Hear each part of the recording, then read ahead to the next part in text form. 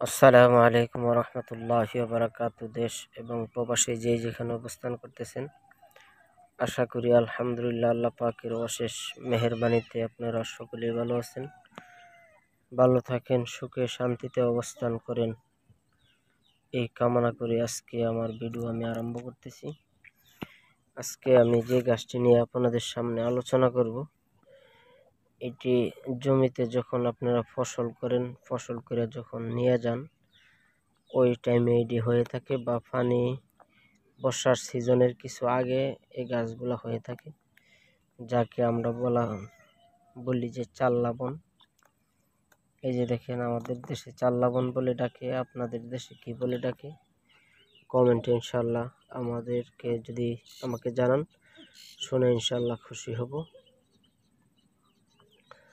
তো আজকে বিশাল এক চাল লবণের এক এরিয়াতে চলে আসছি। এই যে দেখতেছেন, বিশাল এক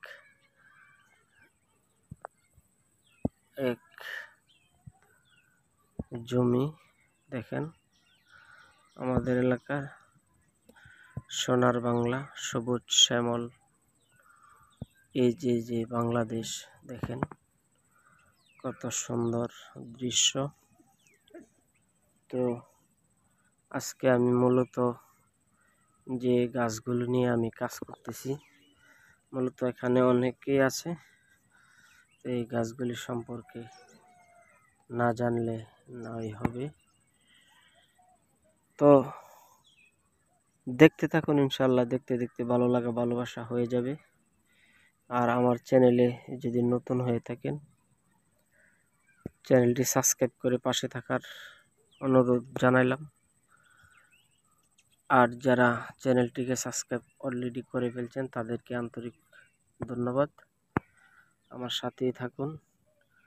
আর বিষয়গুলো হচ্ছে, আমাদের বাংলাদেশে বিভিন্ন গাছপালা, তরুলতা, বৃক্ষ, বনিতা, সকল কিছু গাছপালা হয়ে থাকে 6 ঋতুর আমাদের এই বাংলাদেশ।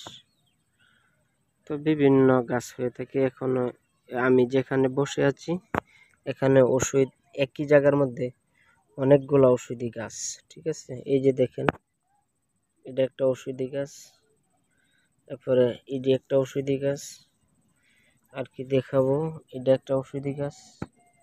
এটি আমি ধাপে ধাপে সবগুলা গাছের ভিডিও আপনাদেরকে দিব ইনশাআল্লাহ।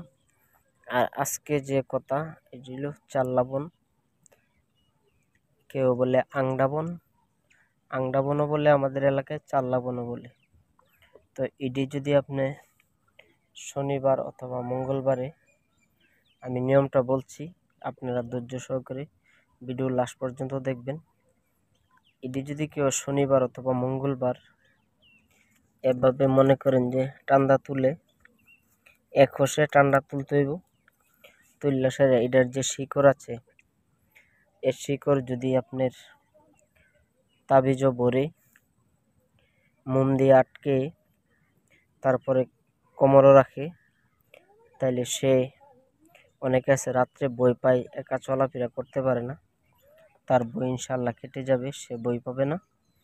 আবার এই তাবিজটা যদি খুললা যদি কেউ বলে যে তুলার আসি, তো এই তাবিজটা যদি আপনি সামনে দেন, হ্যাঁ বলবেন যে হাতটা তুমি ধরো মাটিতে, তো ধরলে এ তাবিজ দিয়ে আপনারা হাতও পর্যন্ত চালাইতে পারবেন। যদি তুলার আসি হয়, এ তাবিজ দিয়ে টাইন্না হাতটার এ তাবিজের কাছে নিয়ে আসবে, ঠিক আছে।